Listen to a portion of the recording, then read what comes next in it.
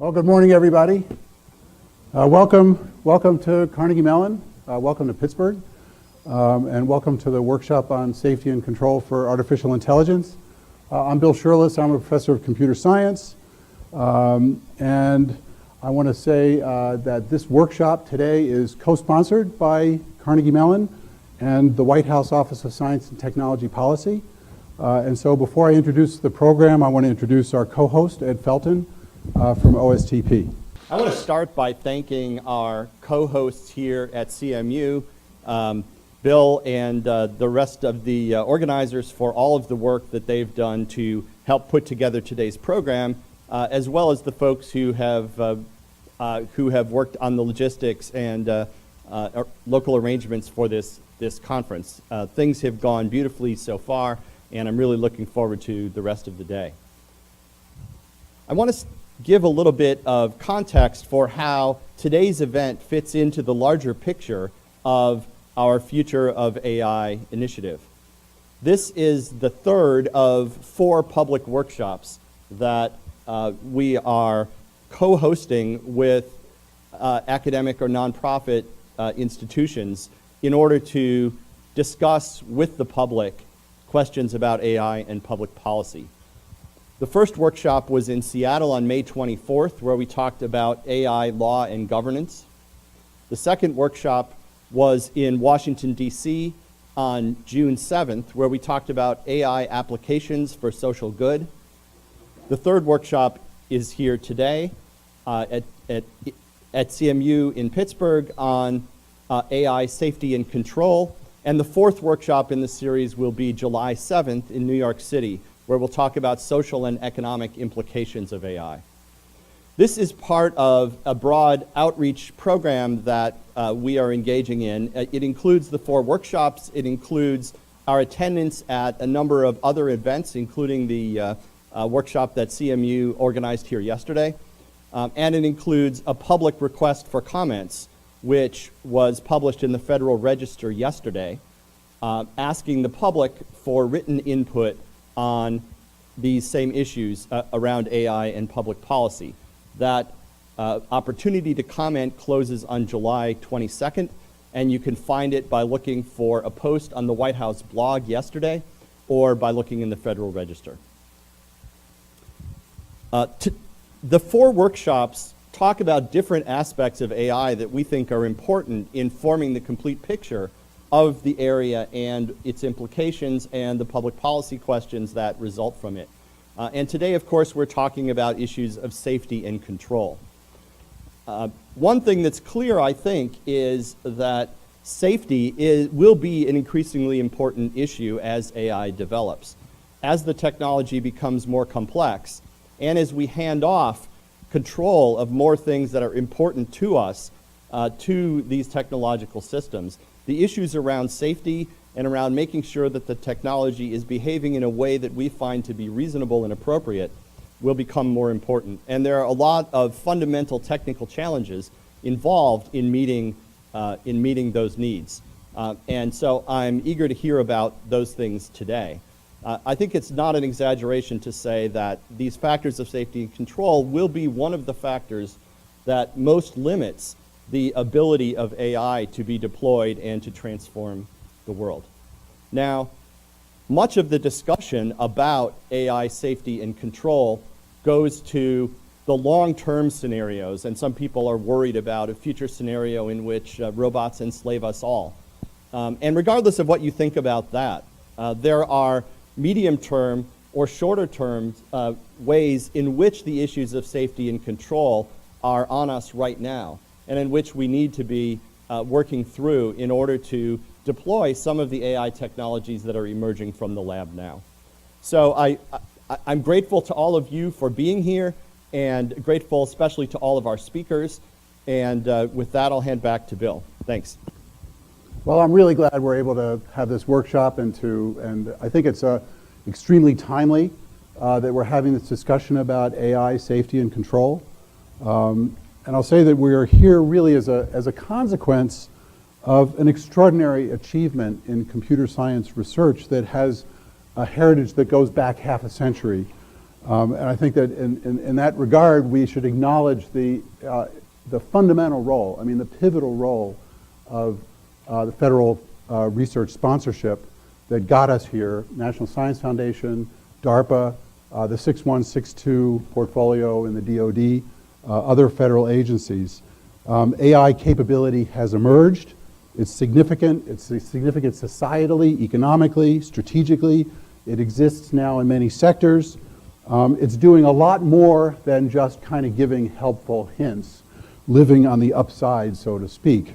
It's moved into roles that are mission critical, that influence safety and security. And so in a sense, we've passed a scaling threshold. You know, if you're a computer scientist, if you learn one word in your computer science education, it's scalability. We've kind of, in many ways, gotten there. And so it's not like that transient spark of the 1980s knowledge engineering. We actually have great opportunities, but we also have some really significant challenges, and that's partly what's our rationale for having this conversation.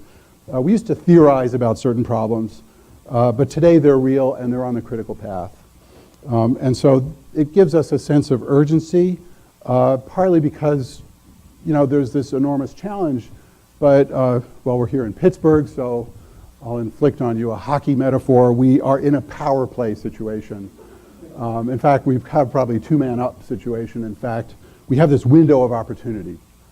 We talked about this quite a bit in the exploratory workshop yesterday, that we actually have the possibility of influencing the culture of how we engineer systems that have significant embedded AI.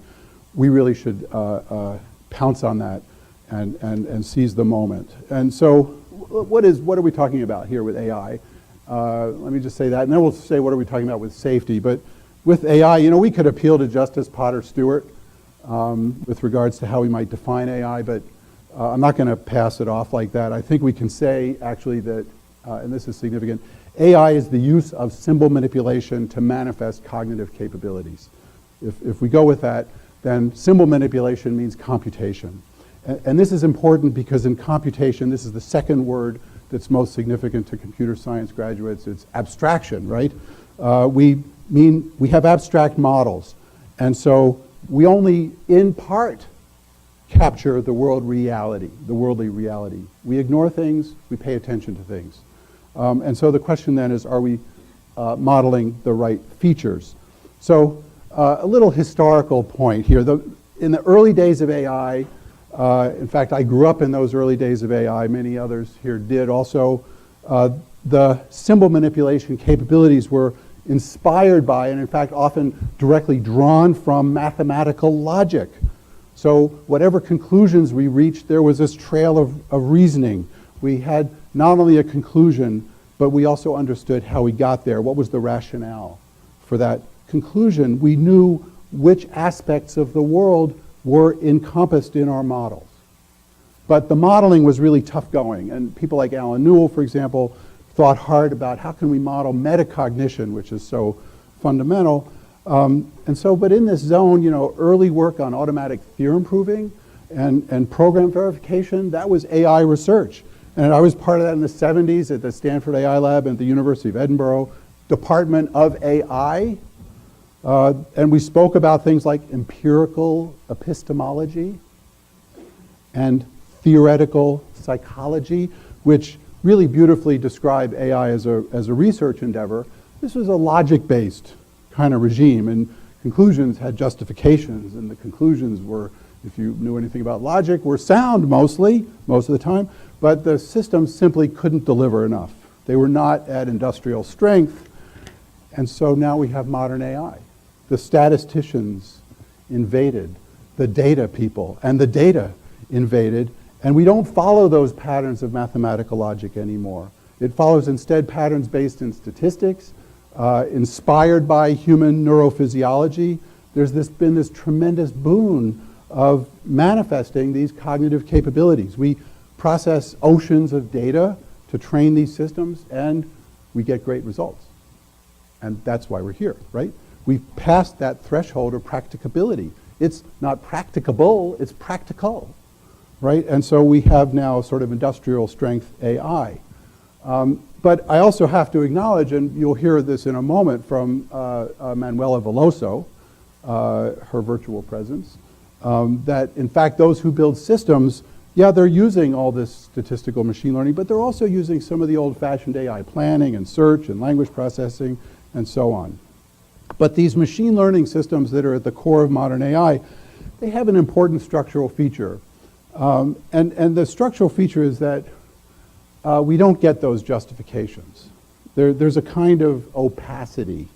We don't get explanations or rationale that we had with the logical approaches. In fact, we don't really know what's the kind of underlying semantical ontology, in the philosophical sense of that word, of what sort of models may be latent in those structures. So, I'll use a software analogy. The dog eats this dog food, but not this other dog food. And you cannot ask the dog why. It's our job to try to figure that out, right? And so we've gone from a regime that had relatively few conclusions, but with strong backing for each, to a regime that gives us lots of conclusions, but not much backing for them. So that's the AI story. Now let's talk about safety. And our focus with safety is sort of quality criteria from a software engineering perspective. That's the right way to think of it. I think related to safety and control. And some actually say, Andrew Moore yesterday, for example, said this quite strongly, that safety judgments are now emerging as the main barrier to the further adoption of AI technologies. We're smart enough to be useful, but we still have to demonstrate that we are trustworthy and reliable. And only then can we get into these critical situations where there's actually such opportunity, such demand. So many AI folks call this accident avoidance, avoiding harmful behaviors in the AI intrinsics. But I'd like to take a broader view because the AI capability is embedded in systems. And so we really have to think about the way we engineer systems to be safe and think about it that way. So I also should say when we talk about safety, and I've been using this word many times without actually saying what it means, right? I'll say it, it's a little bit like security. It's highly dimensional. It's rich in meaning. And in fact, there was a paper that was discussed yesterday by one of the speakers, Concrete Problems in AI Safety, which illustrates some of that dimensionality of the challenge. So we recognize that, that many aspects of safety derive from particular characteristics of the environment in which the systems operate. What's the frame in which they work? In the DoD world, the phrase is mission assurance. That refers to this kind of contextualization. And in fact, Manuela will have something to say about that as well. So within the mission scope, how can we get to confident conclusions, assure ourselves that there aren't any dangerous outliers? So now there are two extreme views that we can take to this. And yesterday, my colleague Claire Leguest talked about this. On one extreme, we can say, well, that AI stuff is just more software. Right? It's, and so let's just use some established practices as best as we can. And so that's one approach. Good luck with that. The other approach is AI is special. We've got special algorithms. We've got this opacity problem. We've got learning and self-adaptation. And so we have to intervene with those algorithms. And let's just, carry on with respect to the rest of the system as we have before. I think most of us agree that in fact we have to take a hybrid view, multiple methods, defense in depth. Eric Horvitz gave a talk yesterday and really motivated this very well. And so this is the approach that we're taking in the workshop sessions today. We're going to triangulate in on this challenge. And so it's on that context that I want to talk a little bit about today's agenda because there's some structure to it. And so here we go. The first session, where are we? The first session is about gaining perspective and framing the problem. Okay, and so here's some of the kinds of questions that are going to be taken up. what are the mission contexts for the AI capabilities that we want to present? What are these systems actually doing in the world? How are the ways that we manifest AI capabilities? It's statistical machine learning, but there are many kinds, and what about planning and search and so on? What is in these contexts, what's the dimensionality of safety for these systems? Okay? How might we think about how safety could perhaps be designed in as part of the engineering process? How might we define measures so that we can in fact assess how well we're doing with respect to various safety attributes? So that's the first session. Then the 3 sessions that follow triangulate in on the safety challenges from different technical perspectives. So we're drawing really on 3 very rich technical traditions, and the multicultural experience that we're having here is really derived from the fact that we are bringing those traditions together. So the second session there focuses on approaches that involve adaptation and consideration of the AI capability itself. So for example, how can we pierce the veil of opacity of these modern systems? How can we create explanations?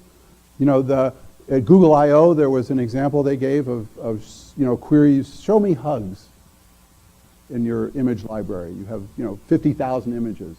And so show me hugs, and suddenly all these pictures of people hugging each other. And then show me cats. And then there were cats. And then show me Pomeranians. And then you say, well, how do you know that pooch is a Pomeranian? Right? So that's the question. How do we pierce that veil of opacity? What are the specific features that might characterize that?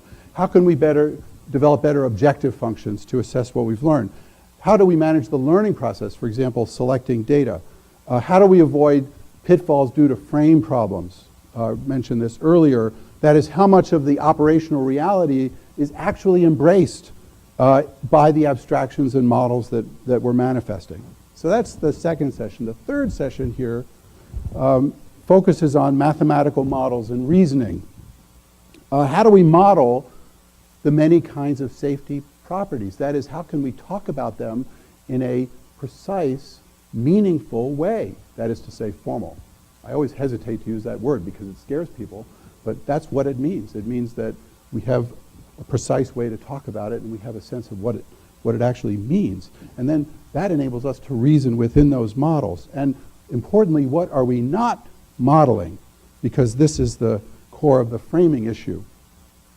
And of course, this has its roots in that early symbolic AI. So then the last section here, the third sort of piece of that triangulation process focuses on systems engineering and safety engineering. What are useful architectural concepts for systems so that, for example, we can bound through architectural choices the consequences of AI accidents for the embedded AI capability? How can we mitigate the framing problem without having to model the entire world? Okay, so there are a bunch of traditional systems ideas. I showed this yesterday, and I beg the indulgence of we're here, but this is an intervention that is often used in critical systems, the big red button. Right? I went to the Home Depot to try to buy one of these, and they said, oh no, that's an industrial thing. We don't sell those industrial things. So anyway, but there are other such approaches that we can talk about, hot backup and so on. So the point is there are established practices in systems engineering and safety engineering. The people who build robots today,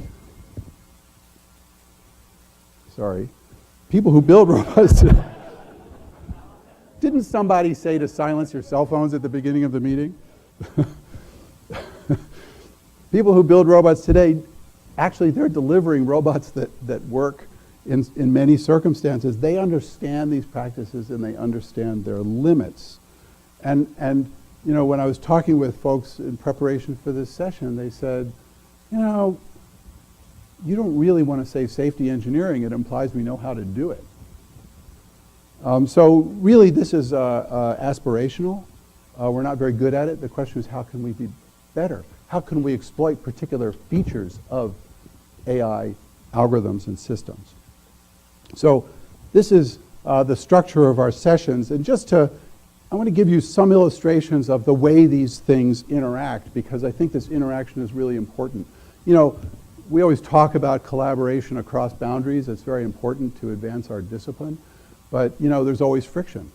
There's always the friction. And so we have to have an understanding of what benefits we get from experiencing that friction. So I'm going to give you some examples of the nuance of the safety problem. And what I'd hope for you to take away is that these issues cut across the three areas. They reinforce the need for sort of hybrid multi-method approaches. And so here are 8 examples. I'm going to go through them pretty quickly. The first is opacity. We don't know why we got what we got, so it makes it harder to predict what we're going to get, especially as things change and adapt and learn. The second is the framing problem, the reliance on abstract models. So what are we not paying attention to? What we don't model could hurt us. You know, in cybersecurity, you can have a beautiful crypto algorithm and the mathematics are great and you've got proofs and everything is beautiful, right? And what's the adversary going to do? The adversary is going to escape your framing of abstractions and do some electrical work to figure out what's going on and completely bypass all that beautiful math, right? Because that was not part of the model that you used to construct and come to conclusions about that system. Third is AI systems continue to learn and adapt based on experience. So, you know, more data, better results, more personalization, more tailoring to the context. But answers can change over time, right? And so that you may come to some conclusion regarding safety, but as systems adapt, maybe those conclusions won't stay valid. Fourth point is AI systems are interacting with humans in complex ways. You know, modern aircraft, there's a full spectrum from fully manual to fully autonomous. And in modern systems, you can navigate smoothly across that spectrum. And autonomous vehicles are heading in this direction. They do the kind of the handoff, right? And how do we minimize accidents when we have handoffs and partnering as part of the operational model? The fifth one is that AI systems are interacting with other AI systems and they're all learning and adapting, right? And so how might we understand the behaviors that could emerge from that, you know, when you have large numbers of these systems? Sixth, there are adversaries in the real world. You know, they're maybe trying to force an accident to happen. Maybe they're feeding you bad data. Okay, we've read news stories about systems trained in bad ways, you know, and this relates to that frame principle. Another one is AI systems could be used to pierce the veil of privacy because they can aggregate multiple signals in ways that we might not expect. And then finally, there's this human pitfall of inferring causality from conclusions, you know, that really are based on correlations, when in fact it's kind of due to, again, the choice of models that we adopt and, you know, that accidental choice, and we may come to conclusions. For example, there are cases about where race and gender seem to be causal features when in fact it's just because of the way things were modeled and the correlations. So before we go on, I want to try to infect you a little bit with some optimism about our endeavor. And I'm hoping that some of you are already infected in this way. You know, that we have this window of opportunity. And so I'm going to give you an analogy of AI safety, so to speak, with cybersecurity. Right? There are important similarities. Both are highly dimensional. There are many, many quality attributes that kind of fall under that rubric of safety or security. Both have to consider the algorithms, the abstractions, the engineering practices, the deployment contexts. Both have to model, you know, faults, errors, failures, hazards, and adversaries. Both work with models that don't, you know, fully encompass all of the worldly features, you know, with inadequate models. This doesn't sound like optimism. Does it? I'm not trying to depress you, because in fact there are important differences, and it's the differences that really matter here. In AI, we're still very early on in how we do development. The concept of AI engineering, I think, has not fully emerged, so there's this kind of plasticity. We're not stuck with bad norms of how we do development, how we do evaluation. how we do conduct business, how we allocate risk and liability. And so I think we have an opportunity to establish an engineering practice that can address safety considerations in a way that we integrate from the very beginning of our process of conceptualization and design, the contemplation of how we are going to manifest evidence to support safety-related judgments. So that's my optimism. Okay. What are the outcomes from this meeting? So one outcome is that we at Carnegie Mellon are going to digest what we have learned from this experience, the white papers that have come in, the talks, and we will write a report which will summarize the activities of the workshop and what we've learned. And we're going to reach out to speakers and others for contributions. And we're going to share that then publicly and also with OSTP.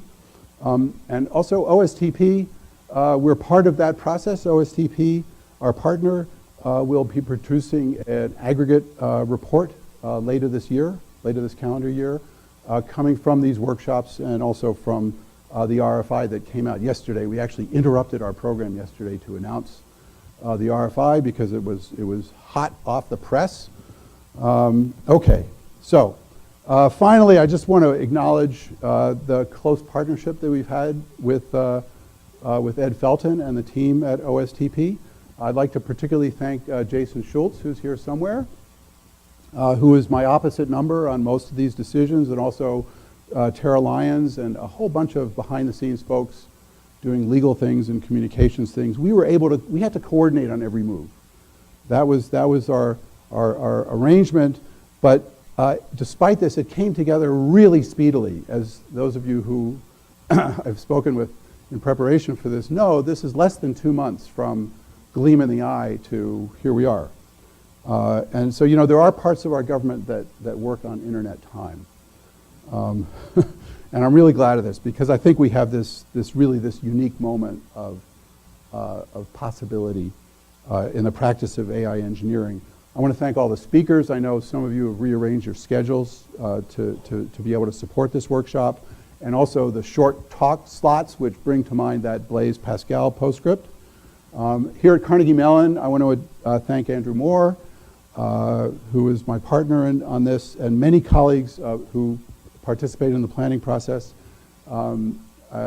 Katie Day and the Vanderbilt team for the CPS virtual organization, and the most awesome people of all my team at the Institute for Software Research, Sharon Blazevich, Josh Quicksall, Tom Pope, Monica Durano, Bernadette Dyack, the videography team, really awesome team, did a huge amount of work to make this happen. We are live streamed, and we are also capturing our talks, which will be available online.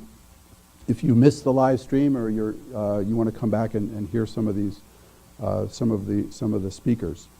I think we're at a moment where great ideas and integrative thinking can make a difference. Let's see where it goes.